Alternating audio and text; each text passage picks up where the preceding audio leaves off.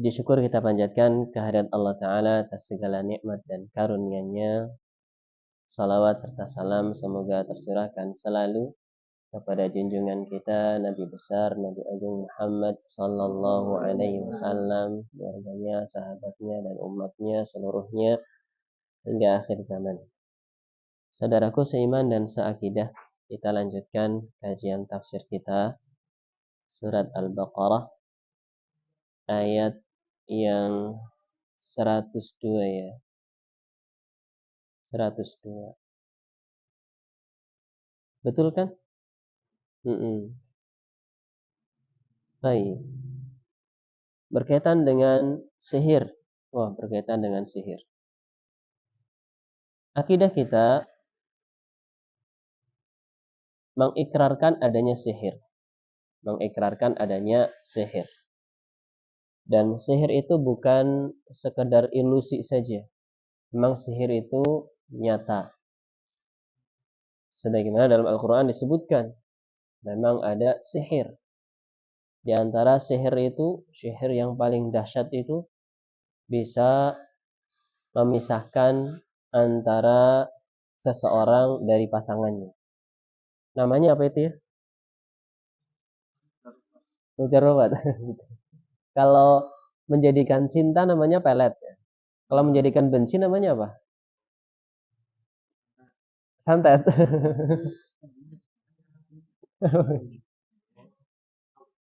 Itu diantara bentuk sihir yang lumayan besar tuh.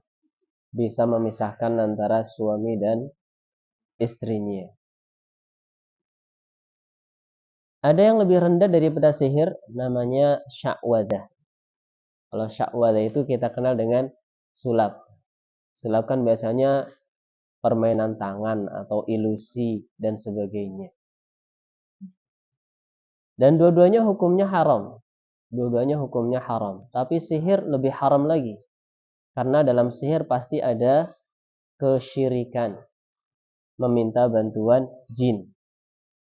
Dan jin itu pasti memerintahkan kepada yang buruk-buruk. Mempersyaratkan sesuatu. Ini dan itu, ritual ini, ritual itu, persembahan ini, persembahan itu, dan sebagainya. Awal mula sihir itu bagaimana? Sekarang kita lihat ayatnya. Yang sudah ketemu? Nah, bisa dibaca. Mana yang sudah ketemu? Silahkan. Oh, udah ketemu loh. Oh, belum. Ayat 102 Al-Baqarah. Ayat 102. Nah, Pak Okta silahkan. Sekarang jadi bapak semua ya. Silakan.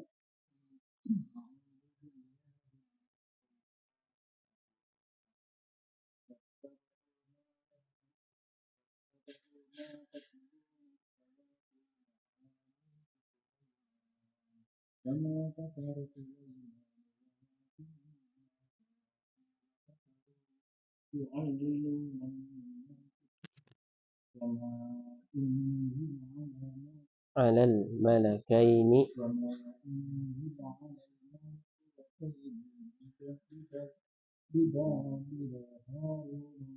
Haruta wa Marut.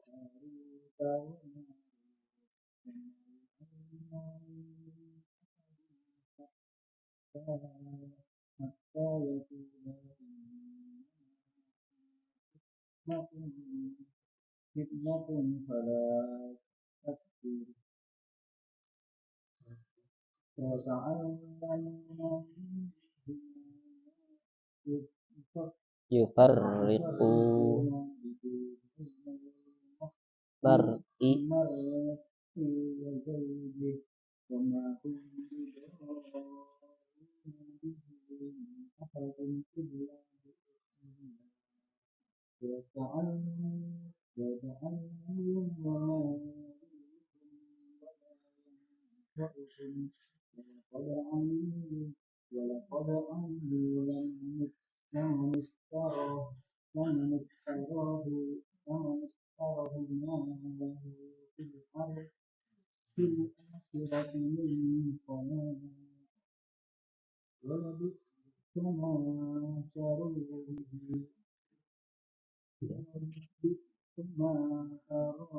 syarau.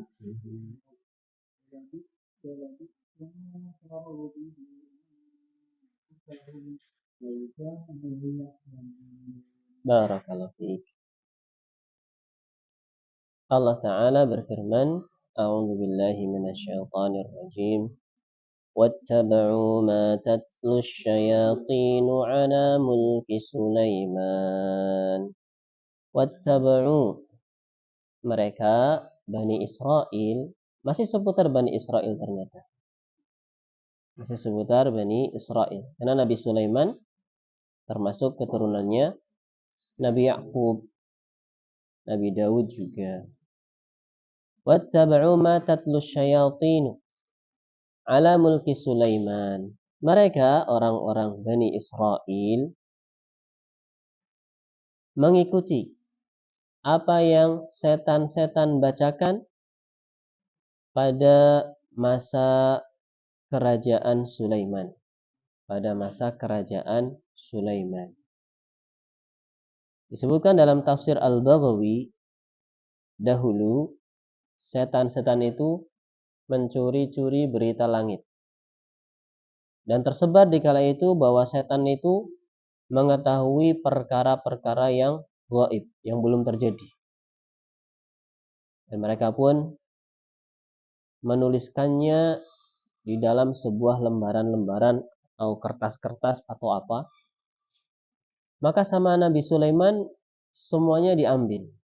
Semuanya diambil. Disembunyikan. Karena keburukannya banyak daripada kebaikannya. Keburukannya banyak. Disembunyikan di tempat rahasia. Konon katanya diletakkan di bawah singgasananya. Dikubur dalam-dalam di situ. Dan Nabi Sulaiman tidak pernah mempelajari sihir. Tidak pernah belajar sihir. Karena setelah kurun waktu yang panjang, dibongkar itu. Kemudian didapati lembaran-lembaran yang berisikan tulisan-tulisan sihir. Tulisan-tulisan sihir. Kemudian para setan membisikkan bahwa ini adalah kekuatan Sulaiman bisa menguasai kerajaan yang luasnya hampir seluruh dunia. Yang jin dan manusia, binatang juga kebanyakan ditundukkan oleh Raja Sulaiman di kala itu. Akhirnya mereka pun lebih semangat mempelajari kertas-kertas itu dan meninggalkan Zabur. Meninggalkan Zabur, kitabnya Nabi Daud alaihissalam. Kan Nabi Daud, kemudian anaknya Nabi Sulaiman. Dan mereka meninggalkan, lebih memilih belajar kertas-kertas itu daripada belajar agama Allah. Daripada belajar agama Allah. Ini konon katanya demikian dalam kitab Tafsir Al-Baghawi. Dalam Tafsir Al-Baghawi. Biasanya diambil dari kisah-kisah Israiliyat. Kisah-kisah Israiliyat yang bersumber dari ahli kitab. Yang bersumber dari Yahudi atau Nasara. Dan kita tidak boleh menyalahkan atau membenarkan kisah-kisah Israiliyat. Yang tidak ada pertentangannya dengan Al-Quran, tidak boleh kita salahkan, tidak boleh pula kita benarkan 100%.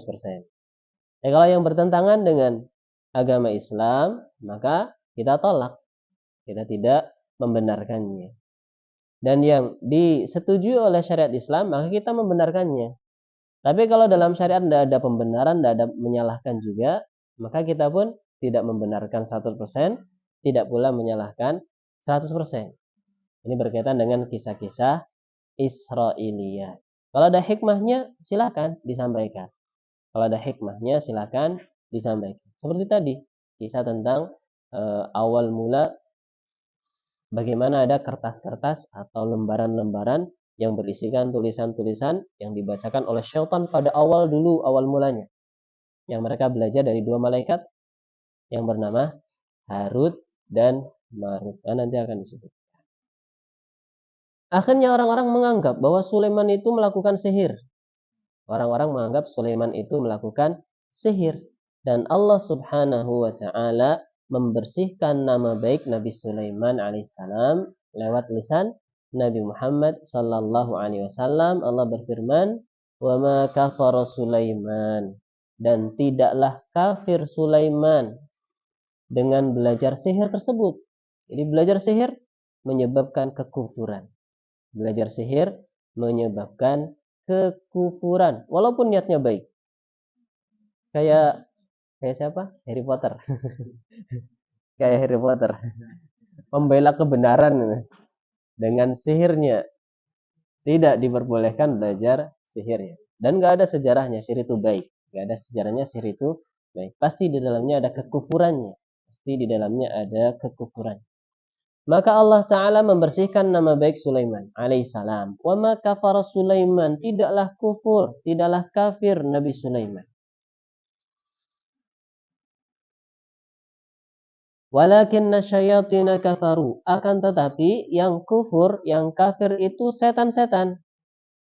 Bagaimana kekufuran mereka? Yu'allimunan nasa sihra. Setan-setan ini mengajarkan manusia sihir. Mengajarkan manusia sihir. Disebutkan dalam tafsir ini, maka ketika Bani Israel di kala itu meninggalkan agama Allah dan mengikuti apa yang dikatakan oleh syaitan dengan dusta. Katanya ini ilmunya Sulaiman, ajarannya Sulaiman. Sulaiman melakukan sihir, sehingga dengan sihirnya dia menguasai jagat raya. Lebih memilih belajar sihir daripada belajar agama yang benar di kala itu. Mereka menganggap bahwa Nabi Sulaiman mengukuhkan kerajaannya atau memperbesar kerajaannya, menguatkan kerajaannya dengan sihir. Dan Nabi Sulaiman tidaklah melakukan sihir, tidaklah kafir dengan sebab melakukan sihir, karena Nabi Sulaiman tidak pernah melakukan sihir sebagaimana anggapan orang-orang Yahudi. Orang-orang Yahudi menganggap Nabi Sulaiman itu melakukan sihir. Nabi Sulaiman itu kafir karena belajar sihir. Walakinna syayatina kafaru, tetapi yang kafir adalah setan-setan. Mereka mengajari manusia sihir. Mengajari manusia sihir. Bagaimana awal mulanya sihir itu bisa ada?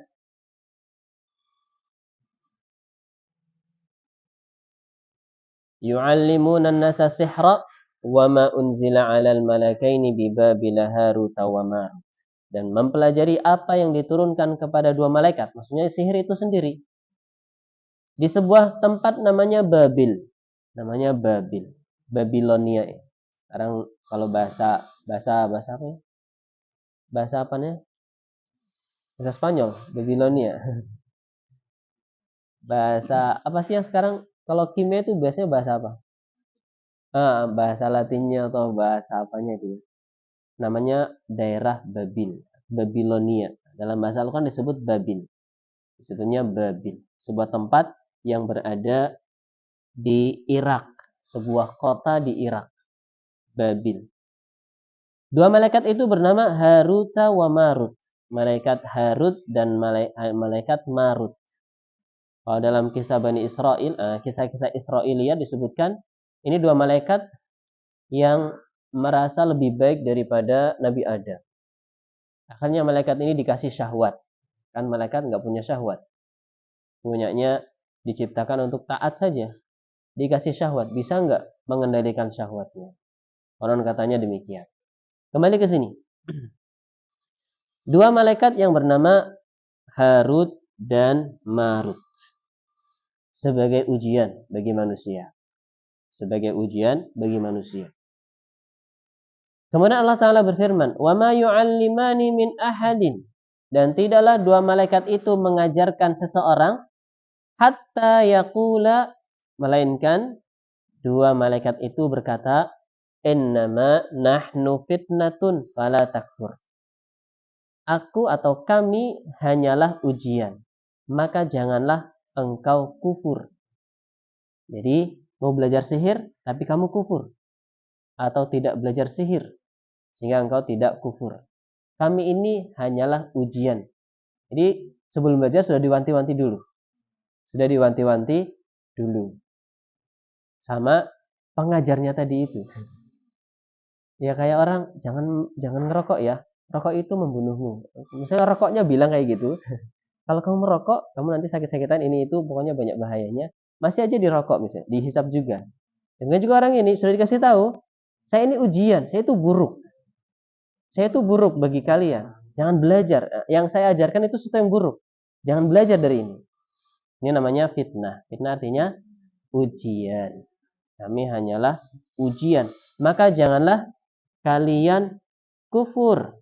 Maka janganlah engkau kufur. Sebutkan dalam tafsirnya, innama nahnu ibtila'un wa imtihanun. Kami adalah ujian dan bala atau ujian bagi manusia. Maka janganlah kufur dengan mempelajari sihir. Barang siapa yang tidak menerima nasihat dua malaikat tersebut, maka dia pun akan belajar dari dua malaikat itu sihir. Akan belajar dari dua malaikat itu sihir. Fayata'allamuna minhuma. Maka mereka pun belajar dari dua malaikat tersebut. Ma yufarriquna. Sesuatu yang bisa memisahkan. Bihi dengan sesuatu tersebut. Bainal mar'i antara seseorang. Wa zawjih. Dan pasangannya. Atau dan istrinya. Ini termasuk sihir yang dahsyat. Bisa mencerai-beraikan suami dari istrinya. Kalau menjadikan cinta namanya pelet, kalau menjadikan benci nggak tahu namanya. Katanya santet. Katanya santet. Kurang tahu. Intinya dalam bahasa Arabnya disebutkan sesuatu yang bisa memisahkan antara seseorang dari pasangannya dengan menanamkan kebencian antara keduanya. Padahal tanpa sebab. Nggak tahu, pokoknya tiba-tiba benci saja gitu. Nggak ada alasan, nggak ada apa. Itu ada alamat terkena sihir. Ada alamat terkena sihir. Tidak ada alasan, tidak ada apa-apa. Tiba-tiba benci sekali sama pasangannya. Bisa jadi terkena sihir. Atau kebalikannya, nggak ada sebab apa-apa, tiba-tiba cinta. Tiba-tiba cintanya keterlaluan lagi. Ini juga bisa jadi sihir. Apa namanya? Hah? Budak cinta. Buluh asmara apa ya namanya? Nggak tahu namanya apa. Pokoknya dipelet lah. Dibikin cinta. Padahal akalnya mengatakan ini nggak ada cantiknya ini. Bahkan ini orang jahat gitu. Menyadari, akalnya menyadari. Tapi kok cinta gitu ya? Bisa jadi nanti memang dia terkena sihir. Memang dia terkena sihir. Dan terjadi juga ya di sekitar kita mungkin ada orang yang terjadi pernikahan awal mulanya karena dipelet. Setelah peletnya hilang, heran sendiri. Kok bisa ya saya nikah sama dia? Heran sendiri. Kok bisa ya nikah sama dia? Saya minta cerai. Hanya minta cerai. Dan memang nyata itu. Memang nyata. Adanya sihir memang nyata. Ada yang menjadikan cinta. Ada yang menjadikan benci. Tanpa alasan yang jelas. Tanpa alasan yang jelas. Maka mereka pun mempelajari dari keduanya sesuatu yang bisa memisahkan antara seseorang dari pasangannya. Ini di antara jenis sihir. Di antara jenis sihir. Kemudian Allah tegaskan, وَمَا هُمْ بِضَارِّينَ بِهِ مِنْ أَحَدٍ إِلَّا بِإِذْنِ اللَّهِ. Dan tidaklah mereka dengan sihir-sihirnya tersebut bisa memberikan keburukan kepada seseorang illa biidznillah, kecuali dengan seizin Allah Subhanahu wa ta'ala. Bahkan Nabi kita Muhammad sallallahu alaihi wasallam juga pernah terkena sihir. Pernah terkena sihir. Ini diantara sebab turunnya ayat atau surat Al-Falaq sama An-Nas. Karena Nabi terkena sihir. Karena Nabi terkena sihir oleh seorang Yahudi, perempuan. Tukang sihirnya perempuan. Menyihir Nabi SAW, bentuk sihirnya seperti habis melakukan hubungan badan dengan istrinya, padahal tidak. Sehingga beliau pun gelisah dan merasa keanehan. Ternyata malaikat Jibril datang kemudian meruqyah Nabi Muhammad sallallahu alaihi wasallam. Di antara ayat ruqyah atau surat ruqyah ya Al-Falaq dan juga An-Nas. Nabi saja pernah terkena sihir. Nabi saja pernah terkena sihir. Dan ini bukan kekurangan Nabi sallallahu alaihi wasallam. Masa Nabi kena sihir? Seorang Nabi masa kena sihir? Enggak pantas lah. Enggak. Nabi juga pernah buat salah dan langsung Allah ingatkan. Dan ada hikmahnya tentunya. Hikmahnya diantaranya turun ayat tadi. Ayat tentang ruqyah. ayat tentang ruqyah. Nabi pernah melakukan kesalahan, tidak suka ada orang buta minta diajari, tidak suka. Ini kan kesalahan. Langsung Allah peringatkan, abasa wa tawalla an ja'ahul a'ma. Dia bermuka masam dan berpaling ketika datang seorang buta kepadanya, minta bimbingan dan sebagainya. Langsung diperingatkan oleh Allah Subhanahu wa ta'ala. Nabi pernah mengharamkan sesuatu yang halal. Langsung diperingatkan oleh Allah, ya ayuhan nabiyyu, lima tuharrimu ma ahallallahu lak. Wahai Nabi, kenapa engkau haramkan sesuatu yang Allah halalkan bagimu? Langsung diperingatkan. Tapi ada hikmahnya, bukan sifat kekurangan Nabi Shallallahu Alaihi Wasallam. Karena di situ ada hikmahnya, ada hikmah. Ini diantara sebab turunnya surat Al-Falaq An-Nas. Nabi terkena sihir. Nabi terkena sihir. Dan bukan sifat kekurangan bagi Nabi Shallallahu Alaihi Wasallam. Karena kita nggak boleh menjadikan akal kita sebagai sandaran utama. Karena kalau sandaran utamanya akal, ya nanti ya diakali kayak tadi, masa Nabi kena sihir, tidak pas. Berarti hadisnya ditolak dan sebagainya. Ada hadisnya kuat. Dan di antara sebab kesesatan manusia itu taqdimul aqli 'alan naqli. Mendahulukan akal daripada nukil. Yang dimaksud yang kita nukil apa? Ya Al-Qur'an, hadis, ucapan para sahabat, ucapan para tabi'in, itu yang kita nukil. Dan sebab kesesatan rata-rata itu mendahulukan akal daripada nukil. Akalnya didahulukan, yang dinukil diabaikan. Jadi ketika dia mau mencari dalam nukilan-nukilan, dia sudah punya kesimpulan terlebih dahulu.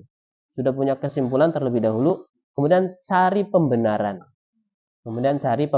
Jadi yang cari bukan kebenaran, yang dicari adalah pembenaran.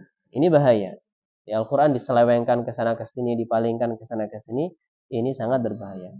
Termasuk firqah-firqah yang dhalah atau golongan-golongan yang tersesat, mulai dari Mu'tazilahnya, Jahmiyahnya, Khawarijnya, kemudian Syiahnya, rata-rata semua awal mulanya adalah mengikuti akal daripada nukil, daripada dalil-dalil.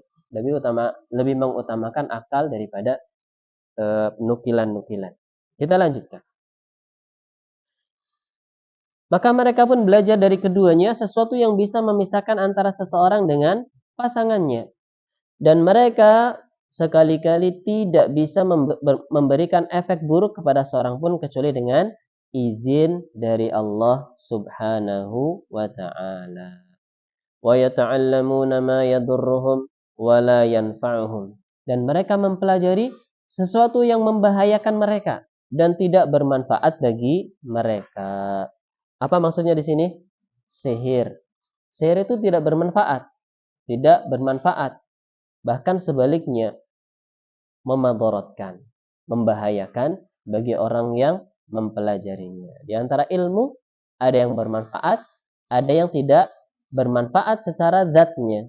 Contohnya ilmu yang tidak bermanfaat secara zatnya, ilmu sihir, ilmu judi, ilmu apa lagi? Ilmu astrologi. Astrologi yang gimana sih? Ya ramalan bintang itu ya. Ramalan bintang. Kalau astronomi bukan ramalan. Kalau astronomi ilmu bintang ya. Tentang tata surya dan sebagainya. Astronomi tidak masalah. Tapi kalau astrologi, ini yang bahaya. Ilmu yang tidak bermanfaat. Bintangnya apa? Gemini. Cocoknya sama Scorpio. Bintangnya apa misalnya? Bintangnya Kejora. Cocoknya sama ini. Dan ini banyak di koran-koran, di apa-apa ya. Apa namanya itu? Primbon tuh. Ya zodiak ya. Ramalan zodiak hari ini. Ramalan zodiak. Ya zodiak itu. Astrologi lah. Iya. Kita lanjut ya. Itu diantara ilmu yang tidak bermanfaat, dari zatnya saja sudah tidak bermanfaat. Ada juga ilmu yang sebenarnya bermanfaat, tapi karena tidak dimanfaatkan jadinya tidak bermanfaat. Sudah tahu ini benar tapi tidak mau diikuti.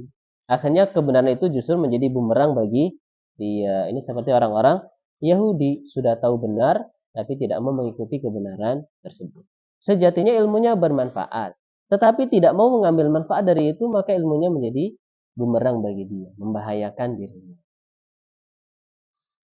Kan bisa dikatakan kalau ilmu sihir itu tidak tahunya lebih baik daripada tahunya, tidak mengilmuinya lebih baik daripada mengilmuinya. Wa yata'allamuna ma yadurruhum wa la yanfa'uhum. Dan mereka mempelajari sesuatu yang membahayakan mereka, berefek buruk kepada mereka dan tidak bermanfaat bagi mereka. Wa laqad alimu, dan sungguh mereka sudah tahu, laman ishtarahu ma lahu fil akhirati min khalaq. Barang siapa yang menjualnya atau membeli, ya, isyaratnya membeli. Barang siapa yang membelinya, membeli sihir itu, menukar sihir dengan akhiratnya, dengan agamanya, harusnya kan belajar agama. Nah, itu malah mempelajari sihir, malah mempelajari kertas-kertas yang ditemukan di bawah singgasananya Nabi Sulaiman. Zaburnya ditinggalkan, berarti menukar agama dengan sihir, lebih memilih sihir daripada belajar agama. Maka diutarakan dalam bahasa Al-Quran membeli kesesatan dengan petunjuk. Petunjuknya nggak mau, petunjuknya dilepas, kesesatannya diambil. Malahu fil akhirati min khalaq. Maka tidak ada baginya di akhirat min khalaq, bagian berupa ganjaran, berupa pahala. Walabi sama syarobihi anfusahum. Betapa buruknya apa yang mereka jual dengan jiwa mereka, laukanu ya'lamun. Kalau saja mereka mengetahuinya, menyadarinya dan mengamalkan yang sudah mereka ketahui. Orang belum dikatakan berilmu kalau dia tahu plus mengamalkannya. Kalau baru tahu belum dikatakan berilmu. Jadi kalau tahu dan mengamalkan baru dikatakan berilmu. Kalau cuma tahu tapi tidak mengamalkan dikatakan berilmu, maka iblis orang yang paling, orang apa bukan sih? Orang identik manusia apa? Semuanya namanya orang. Makhluk ya orang. Jin ya disebut orang, manusia disebut orang ya. Ya iblis juga orang berarti ya. Iblis paling tahu hak Allah Subhanahu wa taala, tapi dia tidak mengamalkannya, maka tidak dikatakan iblis itu berilmu.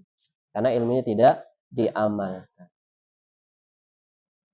Kalau saja mereka mengetahuinya. Mereka belajar sihir. Dan mereka tahu dari malaikat tadi sudah mengabarkan, janganlah engkau kufur. Dan kufur adalah keburukan. Tapi tetap saja belajar. Tetap saja belajar. Akhirnya mereka menjual akhiratnya dengan sihir. Mengorbankan dirinya, dimasukkan ke dalam nerakanya Allah Tabaraka wa ta'ala. Jadi belajar sihir hukumnya haram. Bahkan kekufuran. Bahkan kekufuran. Kalau sya'wadah, sulap, kalau tidak menggunakan sihir, maka hukumnya juga haram. Tapi tidak sampai pada derajat kesyirikan. Tidak sampai pada derajat kesyirikan. Karena di dalamnya ada unsur tipu-tipu. Tipu-tipu. Ilusi-ilusi dan sebagainya. Kenapa? Sulap merah. Nggak tahu dia dianggap bohong apa enggak ya. Soalnya dikasih tahu rahasianya. Ini loh rahasianya. Dikasih trik-triknya gitu ya. Dikasih trik-triknya. Allah alam bisawab. Allah alam bisawab. Kita lanjutkan. Sekarang jadi bisnismen ya. Sekarang jadi bisnismen kalau nggak salah ya. Biasanya pesulap-pesulap itu lama-lama beralih ke dunia lain. Kayak di Corbuzier ya udah males jadi tukang sulap, repot. Banyak reka-rekanya. Banyak aneh-anehnya reka-rekanya. Mending jadi presenter aja. Atau jadi apa itu sekarang? Podcastnya ya, YouTuber. Punya podcast. Nanti lama-lama pesulap merah juga beralih kayaknya. Ke bisnis emasnya. Kerjasama sama Arni Kurnia ya. Kita lanjutkan. Silahkan dibaca yang kacamatanya di kepala. Pak siapa ya? Silahkan Pak.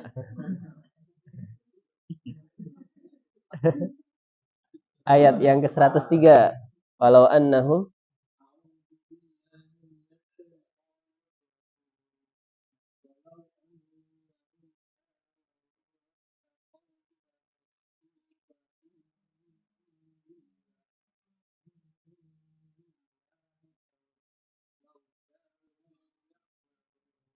Barakallahu fiik. Semoga Allah memberkahi. Pak siapa tadi? Pak Dio. Dio apa Dion? Dion, Pak Dion. Walau annahum amanu wattaqau lamathubatun min indillahi khair law kanu ya'lamun. Wal khair ini namanya madlin, dibacanya panjang. Kalau berhenti di situ bacanya panjang. Khair. Jadi kalau nyambung bacanya jangan panjang, jangan khairul law, tidak. Khairul law. Kalau nyambung tidak dipanjangkan. Tapi kalau wakaf berhenti dibaca lin, mad lin, kayak Quraisy, naum, kemudian khair. Kalau berhenti di situ dibaca panjang.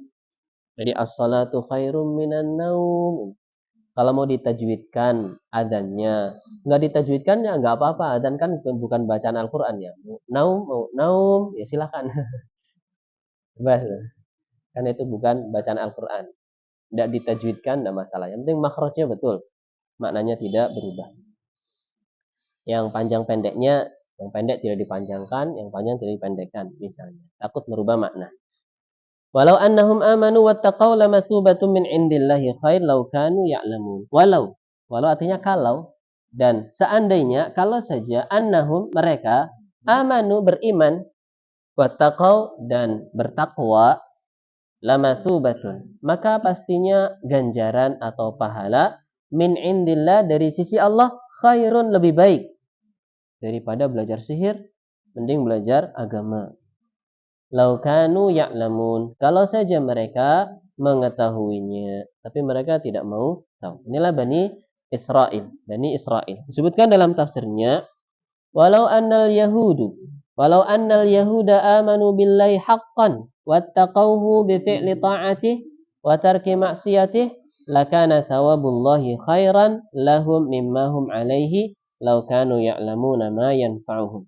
Kalau seandainya orang-orang Yahudi beriman kepada Allah dengan sebenar-benarnya dan bertakwa kepada Allah dengan menjalankan ketaatan kepada Allah dan meninggalkan kemaksiatan, pastinya pahala dari Allah lebih baik bagi mereka dari apa yang mereka dapatkan dari belajar sihir tersebut. Kalau saja mereka mengetahui apa yang bermanfaat bagi mereka dan apa yang buruk bagi mereka. Tapi mereka tidak mau tahu. Tidak mau tahu. Ini Yahudi. Jadi sihir juga termasuk sunnahnya orang Yahudi. Sunnahnya orang Yahudi, artinya jalannya orang Yahudi. Sunnah itu artinya tariqah atau jalan. Ini sunnah artinya tariqah atau jalan. Ada sunnah yang sayyi'ah, ada sunnah yang hasanah. Termasuk sunnah sayyi'ah, sunnahnya Yahudi. Sunnahnya Yahudi, jalannya Yahudi banyak sekali. Makan riba, sihir, hasad, dan sebagainya. Hampir semua kemaksiatan ada sunnah pada umat terdahulu. Ada sunnahnya pada umat terdahulu. Termasuk memalingkan kata dari maknanya atau dari katanya. Termasuk sunnah Yahudi, mereka memalingkan kata dari lafadznya. Allah berkata, waqulu hittatun naghfir lakum, dan katakanlah hittah, mintalah ampunan, kami berikan ampunan bagi kalian. Mereka merubah hittah menjadi hintah. Hittah menjadi hintah. Hintah artinya tepung. Ya Allah berilah tepung, harusnya berilah ampunan, berilah tepung. Ketika disuruh masuk Baitul Maqdis, orang-orang Yahudi disuruh untuk wadkhulul baba sujjada. Masuklah pintu itu dengan sujud. Wa qulu hittatun naghfir lakum, dan katakanlah ya Allah ampunilah aku. Ya Allah ampunilah aku. Hitta artinya berilah aku ampunan, diganti menjadi hintah, berilah aku tepung. Malah dilecehkan. Lafadznya dipalingkan kepada yang lainnya dengan ditambah berapa huruf? Satu huruf, apa itu? Nun. Hittah menjadi hintah. Ternyata ada juga umat ini yang mengikuti sunnahnya orang Yahudi.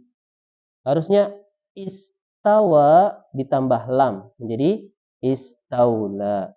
Itu juga termasuk sunnahnya orang Yahudi. Merubah kata, katanya ini yang dirubah dengan ditambah satu huruf. Hittah menjadi hintah. Istawa bersemayam diganti menjadi istaula, menguasai. Lafadznya yang dirubah. Atau merubah maknanya. Merubah maknanya. Ini termasuk sunnahnya orang Yahudi. Memalingkan kata atau memalingkan makna dari yang diinginkan. Nabi sudah mengabarkan memperingatkan kepada kita, la tattabi'unna sunana man kana qablakum. Sungguh kalian akan mengikuti sunnah-sunnahnya orang-orang sebelum kalian. Artinya jalan-jalannya orang sebelum kalian, cara-cara orang-orang sebelum kalian. Para sahabat bertanya, Yahud dan Nasara, orang-orang Yahudi dan Nasara. Nabi berkata, paman, kalau bukan mereka siapa lagi? Sudah diwanti-wanti oleh Nabi Sallallahu Alaihi Wasallam. Tapi terkadang ya umat ini nggak sadar. Ternyata dia sedang mengikuti sunnahnya umat-umat terdahulu.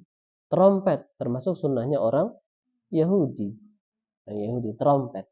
Diikuti juga oleh umatnya Nabi Muhammad Sallallahu Alaihi Wasallam. Kita lanjutkan di sini. Tapi ya seperti itulah kenyataannya. Dan kita sudah diwanti-wanti oleh Nabi Sallallahu Alaihi Wasallam. Kemudian di antara contoh lagi, ini ayat selanjutnya nih. Mereka memalingkan kata dari lafadznya. Silakan dibaca. Ya yang di pojok, Pak. Siapa ya? Tadi nggak ketemu bareng yang baju biru. Pak Agung. Tafadhol, silakan. Ayat yang ke 104.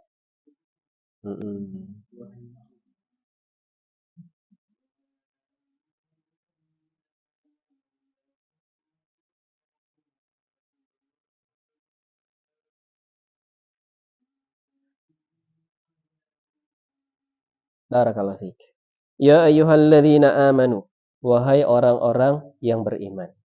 Kalau ada panggilan wahai orang-orang yang beriman, maka setelahnya ada sesuatu yang penting. Bisa jadi perintah, bisa jadi larangan, bisa jadi peringatan. Bisa jadi perintah, bisa jadi larangan, bisa jadi peringatan. Semuanya beriman ya di sini ya. Semuanya beriman ya. Berarti dengarkan baik-baik apa yang akan disampaikan setelahnya.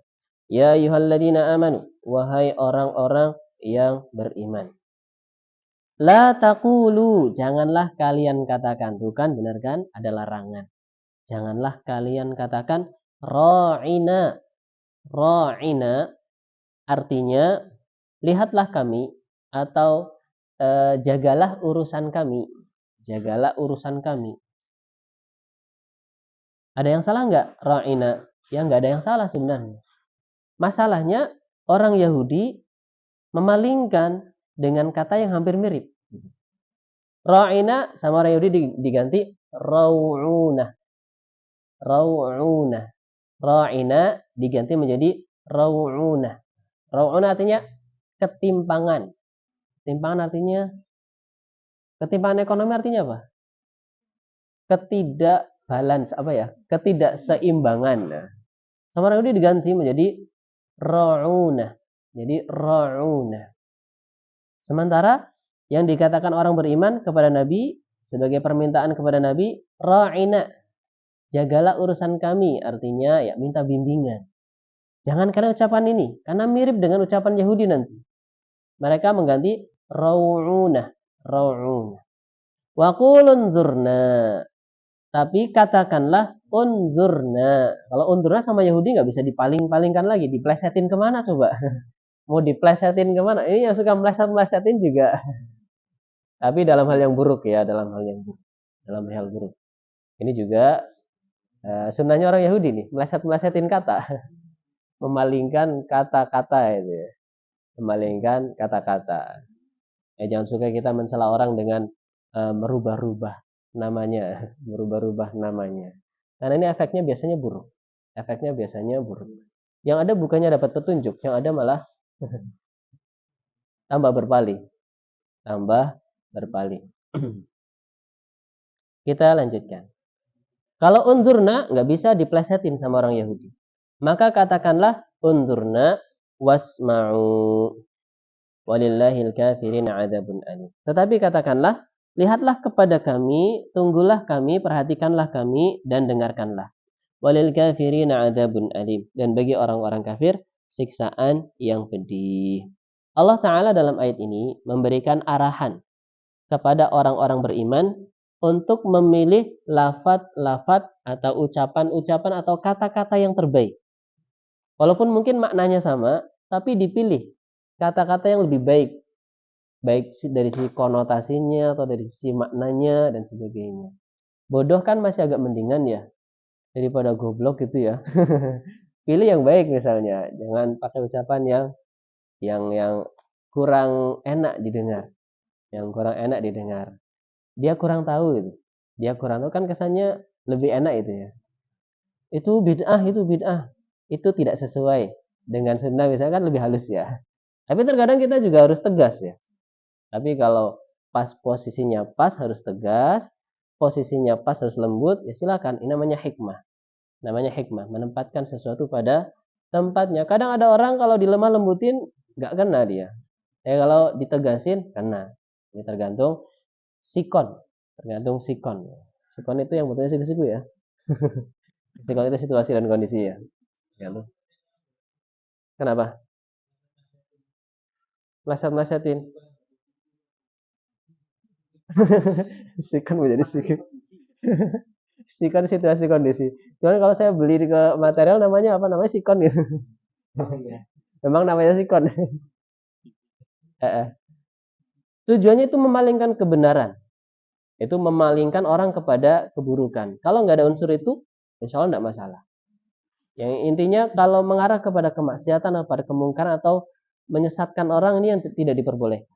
Yang tidak diperbolehkan. Atau menghinakan orang dan sebagainya juga termasuk sunnahnya orang Yahudi. Hampir semua kemaksiatan ada sunnahnya pada umat terdahulu. Sunnah itu maksudnya jalan. Ada jalannya pada umat terdahulu. Jadi mau ikut sunnahnya siapa? Sunnah Nabi apa sunnahnya Yahudi apa sunnahnya siapa ya? Jadi belum tentu kata sunnah itu identik atau konotasinya baik. Ya, tergantung nanti setelahnya bagaimana. Tergantung setelahnya bagaimana. Cuman sekarang yang lagi tersebar sesuai sunnah. Maksudnya ya konotasinya baik. Konotasinya yang baik-baik. Ini orang-orang Yahudi demikian. Maka Allah Ta'ala memberikan arahan untuk memilih kata. Kata yang lebih baik itu unzurna, bukan ra'ina. Walaupun maknanya sama. Walaupun maknanya sama. Tapi kalau ra'ina bisa diplesetkan. Kalau unzurna tidak bisa diplesetkan. Sama orang-orang Yahudi. Wasma'u dan dengarkanlah. Walil kafirina adzabun alim. Dan bagi orang-orang kafir siksaan yang pedih. Orang Yahudi mereka memalingkan lafaz ra'ina dengan lafaz yang lain. Ra'una, ra'una dan ra'una maknanya rusak. Maknanya rusak, artinya ketimpangan, kegalauan, kekacauan, ketidakseimbangan.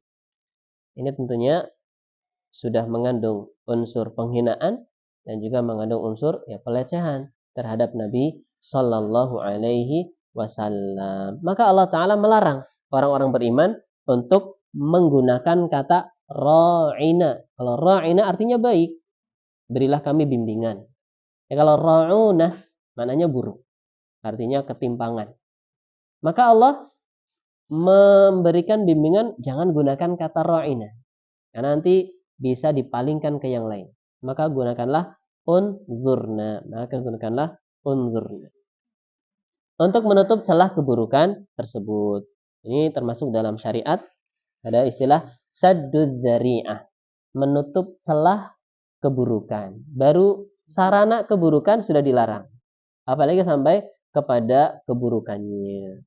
Dzari'ah artinya ya celah atau sarana atau wasilah atau cara yang atau jalan yang mengantar kepada keburukan. Kemudian memberikan bimbingan agar mengatakan unzurna atau intazirna. Unzurna artinya tunggu dulu, jangan cepat-cepat. Intazirna atau tunggu biar kami bisa memahami apa yang engkau katakan. Dan ini adalah kata atau kalimat yang maknanya tidak bisa dipalingkan kepada diplesetkan kepada yang lainnya atau diselewengkan kepada yang lainnya. Dan bagi orang-orang kafir azab yang pedih, azab yang menyakitkan.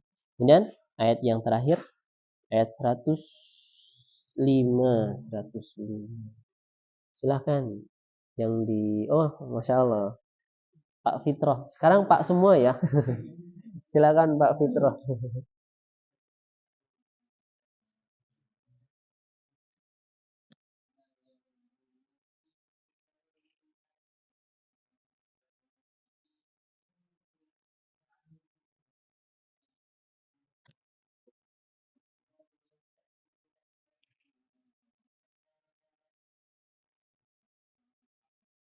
Barakallahu fiik. Ma yawaddu, tidaklah senang. Alladzina kafaru, orang-orang yang kafir. Mereka itu tidak suka, tidak senang. Orang-orang kafir tidak senang min ahlil kitab. Orang-orang kafir dari kalangan ahli kitab.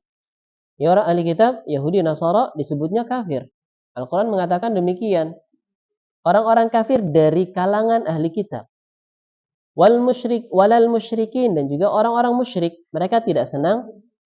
Ayyunazzala alaikum, diturunkan kepada kalian, wahai orang-orang yang beriman, min khairin, suatu kebaikan.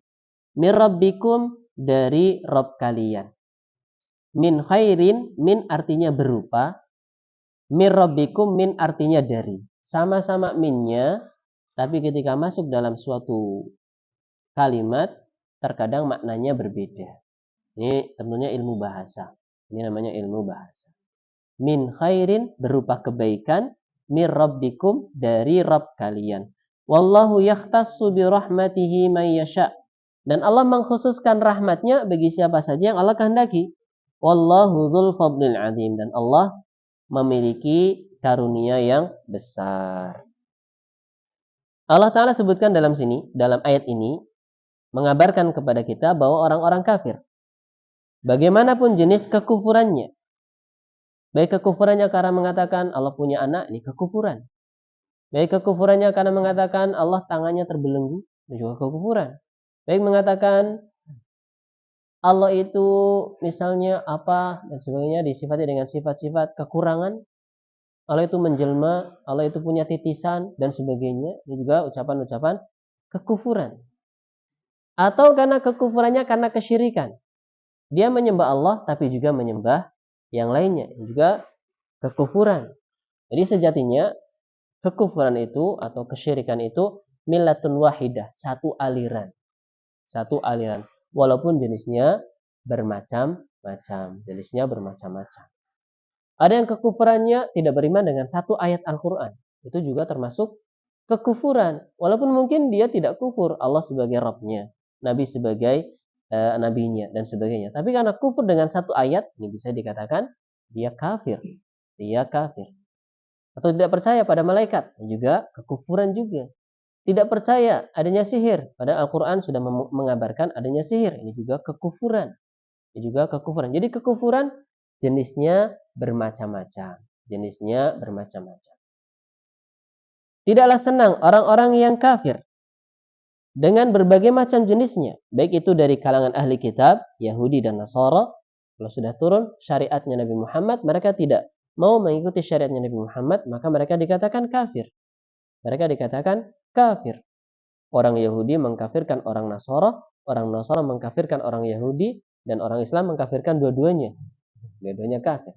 Mereka juga mengkafirkan kita ya. Mereka juga mengkafirkan kita. Dan orang Yahudi lebih sadis lagi. Kalau bangsa mereka adalah bangsa yang mulia. Sementara bangsa yang lain adalah babi-babi dan anjing-anjing. Itu agama yang paling rasisme ya agama Yahudi. Agama yang paling rasisme agama Yahudi. Nomor 2 apa ya? Agama yang paling rasisme.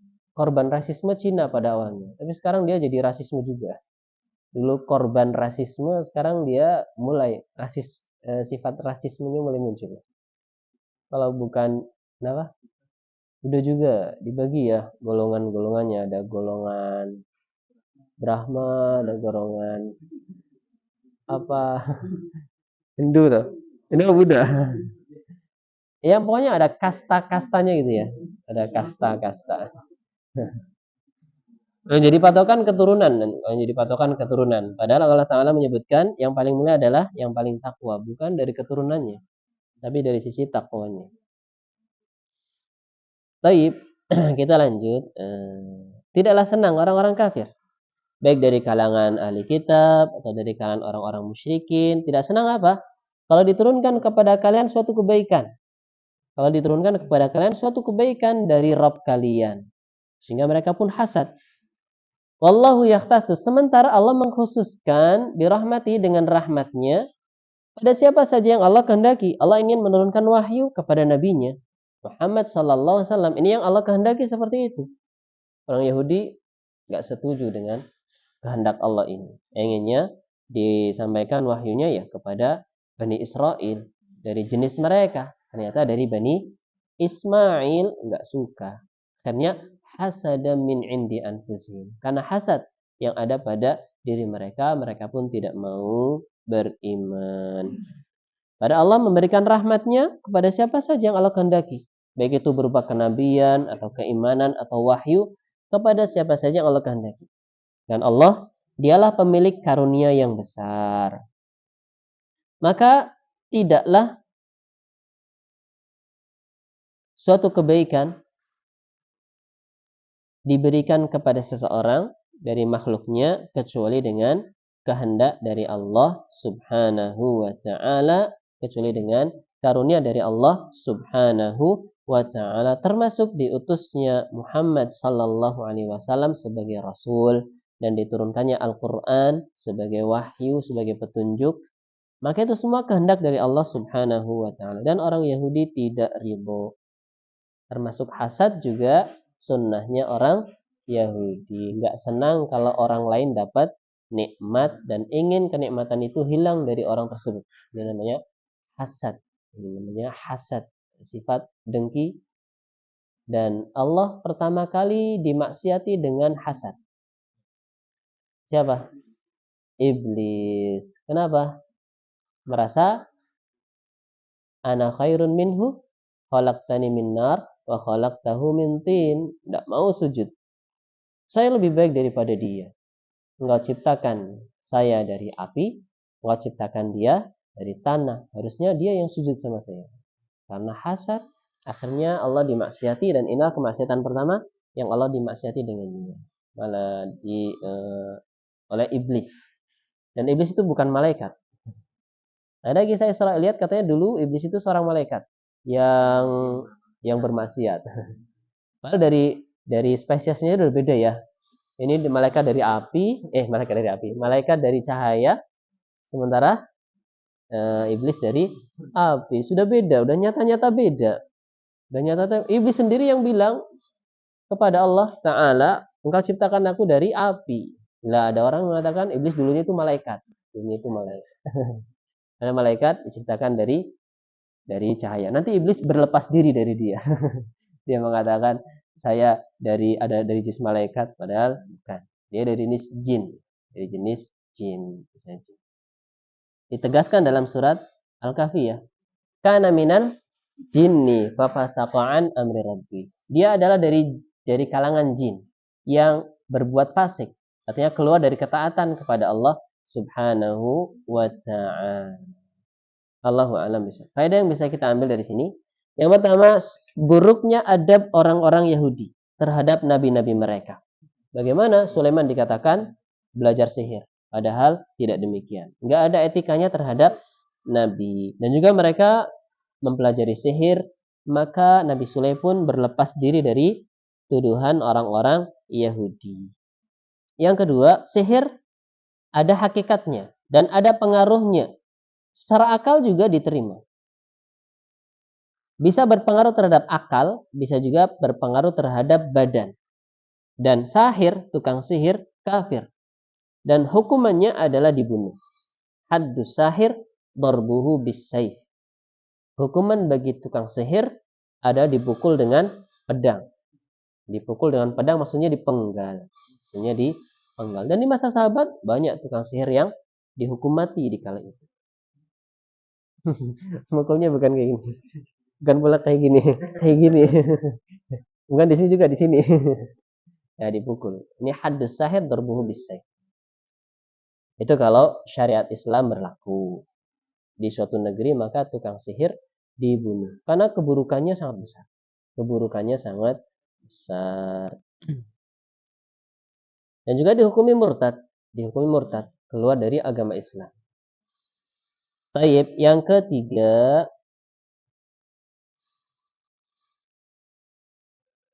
tidaklah terjadi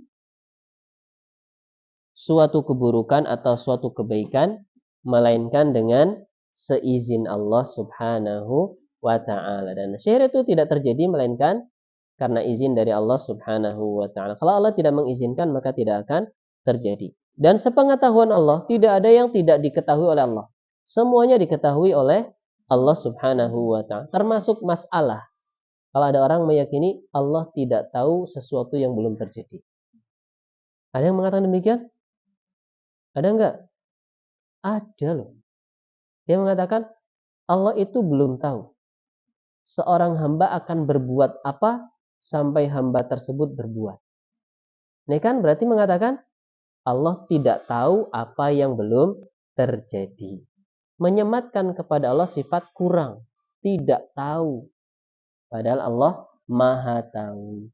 Yang belum terjadi, yang sedang terjadi, dan yang akan terjadi, semuanya Allah mengetahuinya.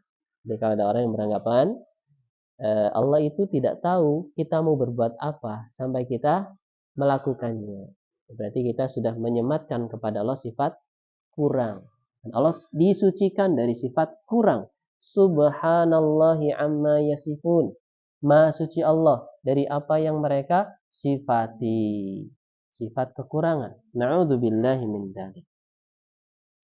Dan Allah pun sudah tahu kita nanti masuk surga atau neraka. Allah sudah tahu. Tapi hanya Allah yang tahu.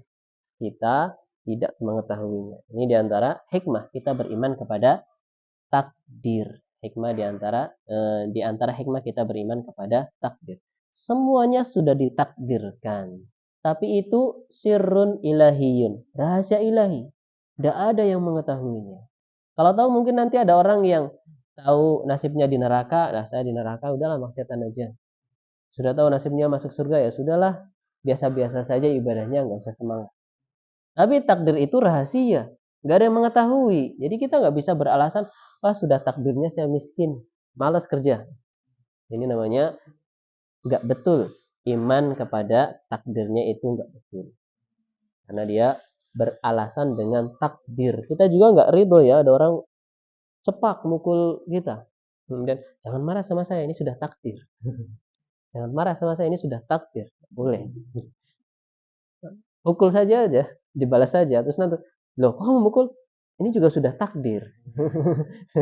Ini juga takdir, jangan marah ya. Nggak boleh beralasan dengan takdir. Semuanya sudah ditakdirkan. Inna khalaqna kulla syai'in biqadar. Segala sesuatu kita ciptakan atau aku ciptakan kata Allah dengan takdir. Inna kulla syai'in khalaqnahu biqadar. Ini akidah seorang muslim berkaitan dengan takdir. Semuanya sudah ditakdirkan. Yang sudah, yang sedang, yang akan, semuanya sudah ditakdirkan. Dan kita tidak bisa merubahnya. Merubah takdir. Hakikat merubah takdir gimana? Dulu miskin, berusaha jadi kaya. Ini merubah takdir enggak? Ya enggak, orang dulu takdirnya miskin. Nah nanti takdirnya kaya, sekarang takdirnya kerja misalnya. Ini semuanya sudah takdir. Baik miskinnya, baik kayanya itu semuanya takdir. Karena ada yang keliru. Membagi takdir menjadi dua. Ada yang bisa dirubah, ada yang tidak bisa dirubah. Contoh yang bisa dirubah. Dulu miskin, berusaha jadi kaya. Dulu bodoh, belajar jadi pinter. Contoh yang tidak bisa dirubah, diciptakan perempuan. Ya udah selamanya perempuan. Gak usah cita-cita jadi laki-laki. Udah takdirnya hidungnya mancung, ya udah selamanya nanti mancung, nggak usah dipesek-pesekin misalnya dan sebagainya. Jadi membagi takdir menjadi dua, yang bisa dirubah sama yang tidak bisa dirubah. Padahal takdir semuanya tidak bisa dirubah. Kalau mau bilang dirubah, tahu dari mana perubahannya? Padahal takdir itu rahasia Allah Subhanahu wa Ta'ala. Saya dulu bodoh, sekarang saya merubah takdir saya. Saya belajar sungguh-sungguh, jadinya pintar. Maka jawabannya, dulu takdirnya bodoh, besok takdirnya pinter, sekarang takdirnya pinter. Karena takdir itu dari awal sampai akhir itulah takdirnya. Bukan berubah itu berarti takdirnya berubah, tidak. Itu bukan perubahan takdir. Bagaimana orang bisa bilang ini berubah? Padahal dia nggak tahu. Takdirnya bagaimana nggak tahu, kok bisa bilang berubah? Allah Ta'ala alam bisa. Kecuali kalau Allah ngasih tahu, ini ya kamu dulu takdirnya itu miskin. Nanti kalau udah besar kamu takdirnya kaya. Terus dia merubah, saya nggak mau jadikan kaya, saya rubah menjadi miskin. Nah, itu baru namanya merubah takdir. Kan Allah nggak ngasih tahu sama kita takdirnya bagaimana. Allah Ta'ala a'lam bishawab. Selanjutnya, menutup celah yang bisa mengantarkan kepada keharaman. menutup celah yang bisa mengantarkan kepada sesuatu yang haram. Dilarang mengatakan ra'ina, padahal nggak ada kemaksiatannya ra'ina. Tapi itu bisa menjadi celah untuk mengucapkan ra'una. Mengucapkan ra'una. Kemudian selanjutnya keutamaan atau karunia di sisi Allah Subhanahu wa taala. Allah memberikan kepada siapa saja yang Allah taala kehendaki. Allahu a'lam bishawab. Mungkin ada pertanyaan? Silahkan. Oh, silahkan. Yang mana dulu nih? Udah lewat deh.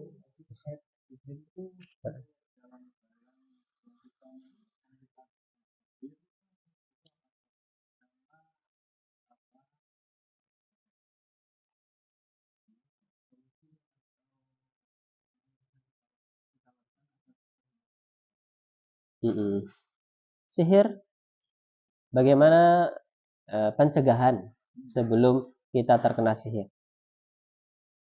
Kiat-kiatnya lah bagaimana ya? Di antara kiat-kiatnya banyak berzikir kepada Allah Subhanahu wa taala, banyak melakukan ketaatan kepada Allah Subhanahu wa taala. Karena zikir itu adalah benteng bagi seorang muslim, benteng bagi seorang muslim. Kemudian di antara kiat-kiatnya membaca zikir pagi dan petang. A'udzu bikalimatillahi tammati min syarri ma khalaq, atau bismillahilladzi la yadurru ma'asmihi syai'un fil ardi wala fis sama, dan seterusnya. Kemudian baca surat Al-Falaq, An-Nas 3 kali sebelum tidur, 3 kali pagi atau sama sore dan sebagainya, atau setelah sholat. Itu termasuk benteng-benteng kita dari terkena sihir, Dan biasanya orang yang terkena sihir atau kesurupan biasanya orang-orang yang lalai, biasanya orang-orang yang sedang lalai, biasanya demikian. Dan perempuan yang sedang haid biasanya kemungkinan terkena kesurupan atau sihirnya lebih besar biasanya daripada wanita yang tidak haid. Karena biasanya orang yang lagi haid ya emosinya nggak stabil, banyak lalainya, banyak marahnya dan sebagainya. Di pondok-pondok biasanya yang kesurupan itu perempuan-perempuan yang banyak ngelamun atau lagi datang bulan. Biasanya seperti itu. Lagi camping biasanya, kena sihir, ternyata Yusuf lagi haid misalnya, lagi. Allah misal. Ya kiat-kiatnya seperti itu, banyak berzikir, banyak ibadah. Silahkan, ada pertanyaan lagi? Oh, terwakili.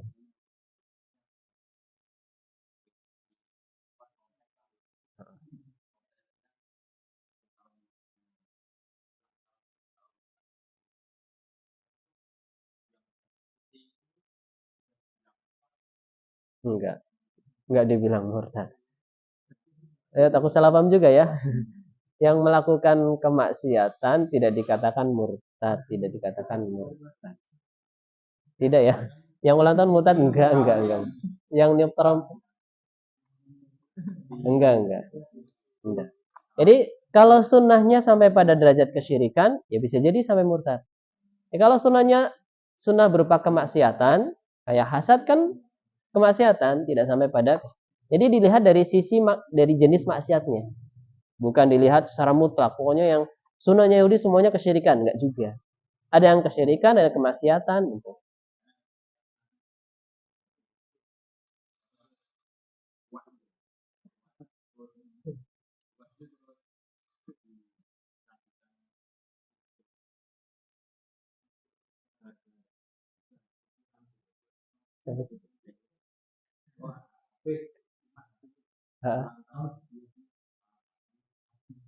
Oh gitu.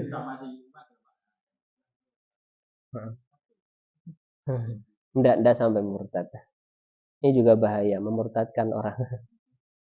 Juga bahaya. Repotnya lagi kalau dia sendiri melakukan, lebih repot lagi. Sudah dulu bilang-bilangnya murtad, sekarang malah melakukan, ya repot lagi. Hati-hati saja dalam menjaga lisan kita ya. Allah alam bisa. Satu lagi. Ain. Oh iya. Apakah ain itu juga sihir? Nabi mengatakan al-ainu hak, atau al-kama qala sallallahu alaihi wasallam. Ain itu hak. Penyakit ain itu hak. Dan terkadang ain itu di luar kehendak seseorang. Apakah ain itu termasuk sihir? Allah alam bisa. Termasuk sihir atau tidak? Yang jelas itu ada efeknya. Biasanya ketika seseorang ain itu bisa dikarenakan terlalu takjub. terlalu takjub, terlalu terpesona, akhirnya muncullah ain. Dan misalnya ain itu muncul dari mata yang hasad. Muncul dari mata yang hasad. Biasanya ya. Tidak suka lihat orang itu misalnya, iya juga itu khawatir. Bisa menyebabkan ada mata-mata hasad, menyebabkan ain. Gitu. Dapat ain. Jadi ain itu ada efek yang muncul karena mata yang hasad. Atau bisa jadi karena takjub, tapi tidak mengucapkan Masya Allah. Mengucapkannya, buset. Wow, bro. Tidak mengucapkan Masya Allah. Ini termasuk, bisa jadi orang tua terlalu takjub sama anaknya, tidak pernah mengucapkan Masya Allah juga bisa menyebabkan ain. Padahal orang tuanya nggak ada hasadnya sama sekali sama anaknya. Tapi karena adanya takjub yang berlebihan, bisa menyebabkan ain. Walaupun pada asalnya ain itu muncul karena mata yang hasad. Karena mata yang hasad. Jadi jangan gampang-gampang flexing. Takutnya nanti kena ain. Kena ain. Mungkin bisa dikatakan termasuk jenis sihir. Tapi di luar kendali orang yang melakukannya biasanya. Di luar kendali orang yang melakukannya. Di antara obatnya, bekas mandinya atau bekas wudhunya digunakan oleh orang yang terkena ain. Itu kalau ketahuan. Kalau ketahuan pelaku ainnya. Kalau nggak ketahuan ya diruqyah aja. Diruqyah aja banyak-banyak meminta perlindungan kepada Allah Subhanahu wa taala. Ada doanya ya. Min ainin min ainil lamah. Berlindung kepada Allah dari pandangan yang suka mencela. Allah alam. Cukup sampai di sini? Iya. Subhanakallahumma bihamdika asyhadu an la ilaha illa anta astaghfiruka wa atubu. Assalamualaikum warahmatullahi wabarakatuh.